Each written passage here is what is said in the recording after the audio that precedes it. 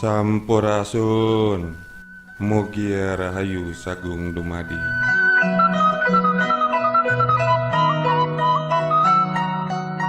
Hatur sembah nuhun kanggo saderek sedulur semuanya yang telah subscribe channel ini.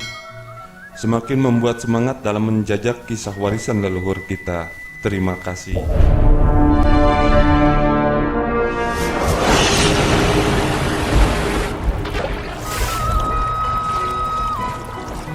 Purbasora dan perebutan tahta kerajaan Galuh.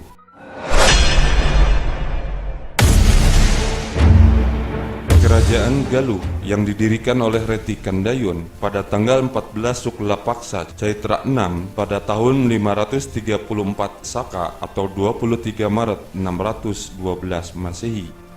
Sang Reti Kandayun memiliki permaisuri Dewi Manawati atau Candra Resmi yang dalam naskah carita parahyangan disebut Puah Mongatak Mangale-ngale. Ia putri dari Makandria. Konon Rasi Makandria atau Markandria adalah sosok penyebar agama Hindu di Pulau Bali. Dari pernikahan Reti Kandayun dan Candra Resmi ini, mereka dikaruniai 3 orang anak, yaitu Sempakwaja yang kemudian menjadi resi guru di kerajaan Galunggung, Jantaka menjadi resi guru di kerajaan Denung, Jalantara atau Mandi Minyak kelak pengganti Reti Kandayun. Mandi Minyak terlibat Sumara Karya atau skandal asmara yang pernah kita bahas dalam video sebelumnya, merupakan adik dari Sempakwaja yang akan kita bahas pada kesempatan ini. Sempakwaja menjadi resi guru di Galunggung dan diberi gelar Batara dan Hyang Guru. Ia menikah dengan Pohaci Rababu dan berputrakan Rahyang Purbasura atau Rahyang Purbasora. Yang kedua adalah Rahyang Demunawan Sang Sewu Karma. Pada tahun 709 Masehi di kerajaan Galuh, Rahyang Mandi Minyak meninggal. Ia digantikan oleh Sena atau Brata Senawa, anaknya dari Pohaci Rababu. Sena menjadi Raja Galuh yang ketiga. Ia merupakan anak hubungan gelap antara Mandi Minyak dengan Pohaci Rababu. Sena memiliki putra yang bernama Sanjaya. Sikap yang dimiliki Sena berbeda dengan sikap ayahnya. Sena merupakan raja yang taat beragama dan bijaksana, tapi sikap baiknya itu tidak dapat diterima oleh sebagian pembesar Galuh, mengingat Sena adalah hasil hubungan gelap.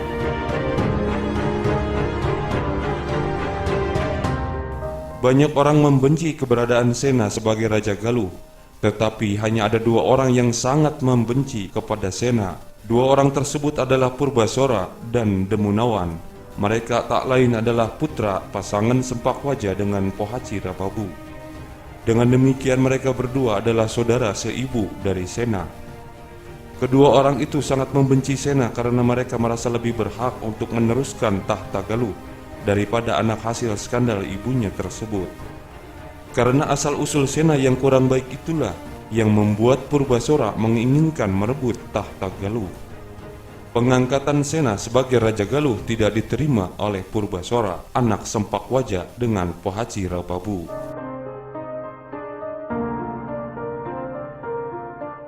Purbasora bersiap melakukan penyerangan, namun rencana itu rupanya diketahui oleh Sena. Sena pun lalu mengundang tentara Sunda untuk membantunya menghadapi Purbasora. Namun Purbasora mengetahui rencana itu. Dengan dukungan pasukan pimpinan Ki Balangantrang, sepupunya, beserta pasukan dari Kuningan, Purbasora dengan cepat menduduki Galuh pada tahun 716 Masehi.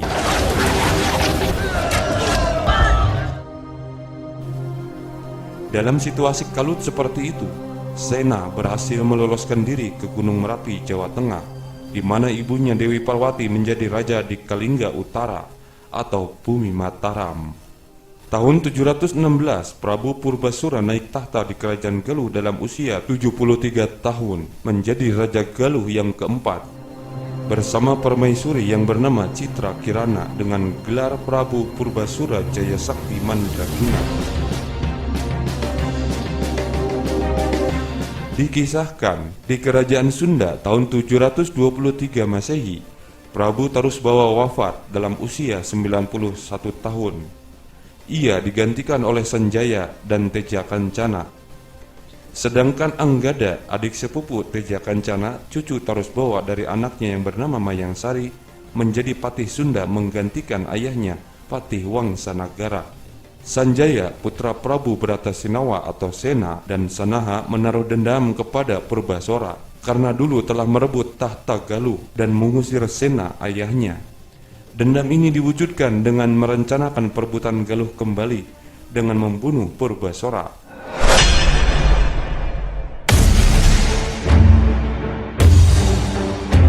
Mula-mula Sanjaya pergi ke Denung, sekarang Tasikmalaya Selatan, untuk menemui Raja Resi Wanayasa Rahyang Kidul, yaitu pamannya Rahyang Jantaka.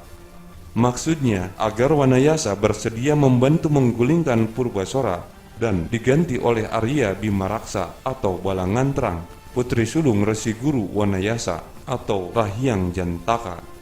Tetapi ia menolak, ia memilih bersikap netral. Lalu Sanjaya berangkat ke Rabuyut Sawal dengan maksud yang sama. Setelah mendapat izin, maka Gunung Sawal dijadikan markas tentara untuk menyerang Galuh. Pada tahun 723 Masehi, Sanjaya yang kini mempunyai kekuatan besar itu bersiap menyerbu Galuh yang dianggap telah merebut kekuasaan ayahnya, Sena. Dengan berbekal kitab Ratuning Balasarewu yang mungkin diberikan oleh Sena, persiapan dilakukan Sanjaya di Gunung Sawal sekitar 17 km dari Galuh. Dengan angkatan bersenjata yang terlatih, maka pada tengah malam, angkatan bersenjata Sanjaya berhasil masuk ke keraton Galuh, dan Prabu Purbasora tewas pada tahun 645 Saka atau 747 Masehi. Dalam penyerbuan itu, seluruh penghuni keraton gugur. Arya Bimaraksa atau Balangantrang juga menyaksikan kejadian ini.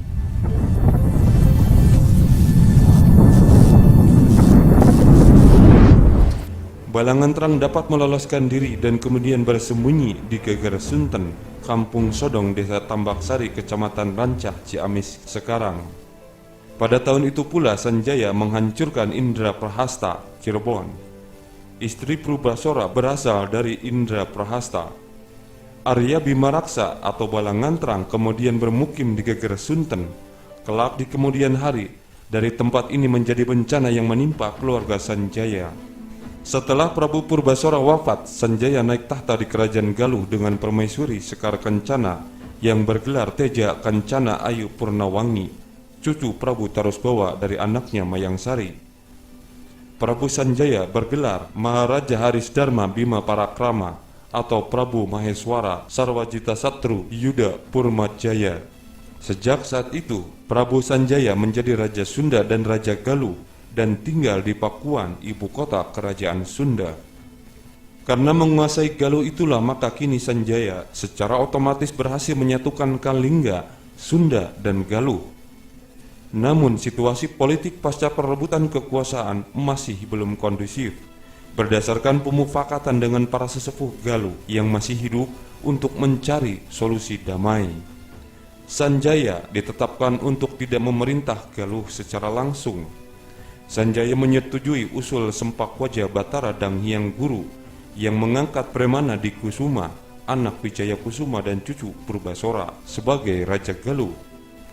Premana Dikusuma suka bertapa dengan gelar Ajar Sukaresi atau Bagawat Sajala-jala yang menikah dengan Dewi Pangrenyep, anak Patih Anggada, patih dari kerajaan Sunda.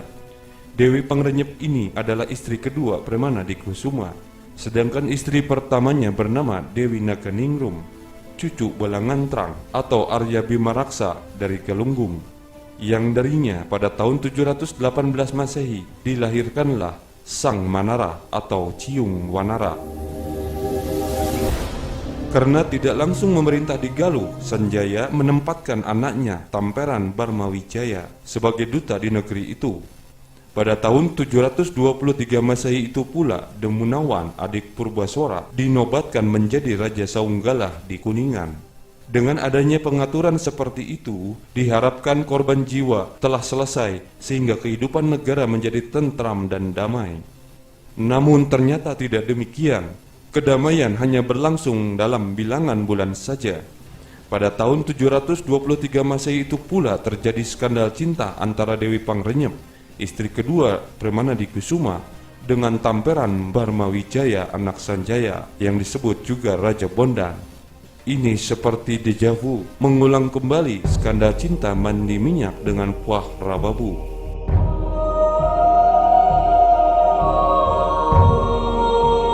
Sebagai hasil semarakarya skandal asmara antara Dewi Pangrenyep dan Tamperan yang gelap ini, maka pada tahun 724 lahirlah Kamarasa atau Sang Banga. Karena skandal itu negeri Galuh geger kembali. Untuk meredam keributan, Sanjaya lalu mengungsikan Tamperan Barmawijaya untuk sementara waktu ke Pakuan, ibu kota kerajaan Sunda. Rupanya usaha tersebut ternyata berhasil, karena untuk kurun waktu yang cukup lama, negeri Galuh menjadi aman. Selanjutnya pada tahun 731, Sanjaya kembali ke Kalingga karena mendapat kabar bahwa ayahnya, Sena, akan turun tahta. Tahun itu pula Sanjaya mendapat kepastian bahwa Premanadi Kusuma tetap ingin tinggal di pertapaan. Tahun 732 Masehi, Sena baru benar-benar turun tahta. Kedudukan Sena di Kalingga diganti oleh Sanjaya, sedangkan Tamperan Barmawijaya menggantikan Sanjaya di Jawa Barat dengan mengambil kedudukan di Galuh.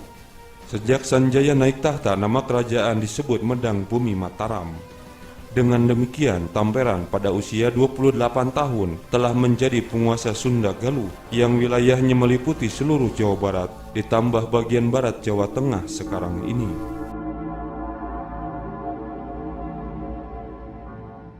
Saat menjadi penguasa Galuh, Tamperan Barmawijaya belum mempunyai permaisuri. Walaupun sudah mempunyai anak berusia 9 tahun, hasil hubungan gelapnya dengan Dewi Pangrenyep. Sebenarnya ia ingin menjadikan Dewi Pangrenyep sebagai permaisuri. Adat atau hukum yang berlaku tidak mengizinkannya. Itu terjadi karena Dewi Pangrenyep masih berstatus sebagai istri Premanadi Kusuma. Menghadapi situasi yang dianggapnya rumit ini, rupanya gejolak asmara menumpulkan akal. Tamperan Barmawijaya tidak mau lagi berpikiran jelimet. Ia menyelesaikan persoalan ini dengan cara menyuruh seorang prajurit kepercayaannya untuk membunuh Premanadi Kusuma atau Ajar Sukarasi. Sang prajurit pergi seorang diri dengan cara rahasia dan berhasil menunaikan perintah rajanya. Dengan lega prajurit keluar dari pertapaan. Namun ia terkejut saat dihadang pasukan pengawal. Ia dibinasakan oleh pengawal Tamperan Barmawijaya Raja Bondan. Ini adalah konspirasi tingkat tinggi di masa itu. Setelah Premanadi Kusuma tewas sekitar tahun 732 Masehi, Tamperan lantas memperistri Dewi Pangrenyep dan Dewi Naganingrum sekaligus. Dewi Pangrenyep menjadi permaisuri, sedangkan Dewi Naganingrum menjadi selir. Teknisnya dilakukan dengan cara yang sangat rapi. Berita terbunuhnya Premanadi Kusuma cepat disebarkan di Keraton Galuh karena memang sengaja disebarkan. Dan dikatakan bahwa pembunuhnya telah ditangkap dan diadili oleh Tamperan Barmawijaya sendiri atau Raja Bondan. Dengan demikian ia berjasa atas Keraton Galuh. Karena jasanya itulah Tamperan Barmawijaya atau Raja Bondan berhasil memperistri Dewi Naganingrum dan Dewi Pangrenyep, juga berkuasa atas tahta Sunda dan Galuh.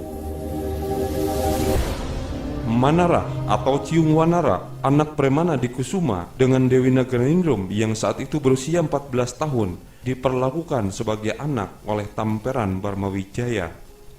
Sementara itu, Ki Balangantrang yang pada tahun 723 Masehi lolos dari serbuan Sanjaya telah menyusun kekuatan untuk merebut kembali tahta Galuh. Persiapan itu dilakukan di Geger Sunten. Perlahan-lahan ia mencari dukungan, termasuk membujuk Manarah atau Ciung Wanara untuk menjadi sekutunya dan mencari sekutu lainnya. Dalam kisah rakyat, Ciung Wanara dibuang dan ditemukan oleh Ki Balangantrang yang berusaha membesarkannya dan mendidiknya. 7 tahun setelah kematian Premanadi Kusuma, yaitu tahun 739 Masehi, Balangan Terang dan Ciung Wanara beserta pasukannya menyerbu Galuh. Karena tidak mengira dan tidak siap, maka Tamperan dan Dewi Pangrenyep tertangkap dan dipenjarakan. Sementara itu, Sang Banga atau Haryang Banga, anak Tamperan dengan Pangrenyep, tidak ditangkap dan diperlakukan dengan baik oleh Ciung Wanara atau Manarah. Bagaimanapun juga, Banga adalah saudaranya satu ibu. Banga atau Haryang Banga yang berusia 15 tahun itu merasa bimbang. Apalah artinya kebebasan bagi dirinya kalau ayah ibunya menderita di penjara sebagai tawanan. Hingga suatu malam, Haryang Banga nekat melepaskan kedua orang tuanya. Dengan melumpuhkan para penjaga terlebih dahulu, Sang Banga berhasil melepaskan kedua orang tuanya untuk melarikan diri menuju keraton bumi Mataram. Namun kejadian ini ketahuan pasukan Ciung Wanara dan Balangan Terang. Tamperan Barmawijaya dan Dewi Pangrenyep lari di tengah kegelapan malam menuju Mataram.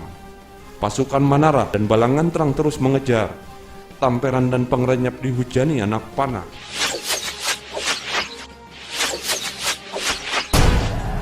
Akhirnya raja dan ratu itu tewas bersimbah darah dalam kegelapan malam jauh dari Purasaba Galuh.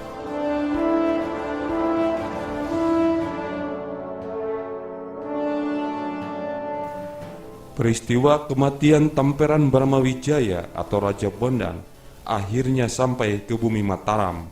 Alangkah murkanya Raja Sanjaya mendengar peristiwa tersebut. Dengan mengerahkan angkatan perang yang besar, Raja Sanjaya bergerak dari Medang bumi Mataram menuju Purasaba Galuh.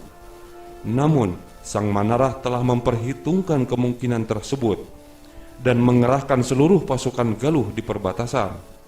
Dua keturunan Retik Kandayun saling berhadapan, masing-masing mengerahkan angkatan perangnya. Akhirnya Gotreyuda atau perang saudara yang sangat dahsyat pecah kembali. Perang berlangsung beberapa hari, namun belum menunjukkan ada yang kalah maupun menang.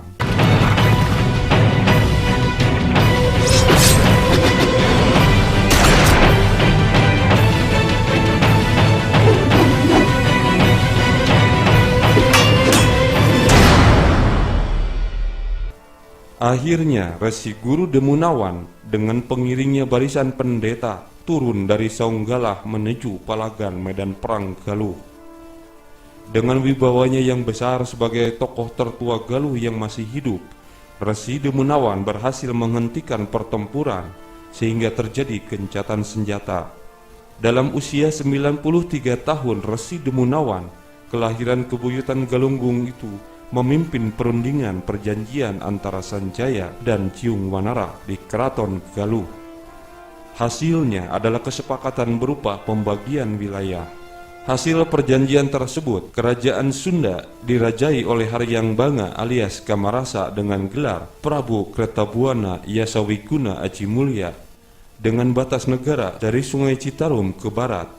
Kerajaan Galuh dirajai oleh Suratama alias Sang Manarah alias Ciung Wanara dengan gelar Prabu Jayaprakosa Mandaleswara Salakabuana. Demunawan sendiri menguasai kerajaan Saunggala dan bekas kerajaan Galunggung sampai dengan tahun 774 Masehi. Manarah atau Ciung Wanara memerintah selama kurang lebih 44 tahun dengan wilayah pemerintahannya antara daerah Banyumas sampai ke Citarum. Setelah cukup lama memerintah, Ciung Wanara mengundurkan diri dari pemerintahan.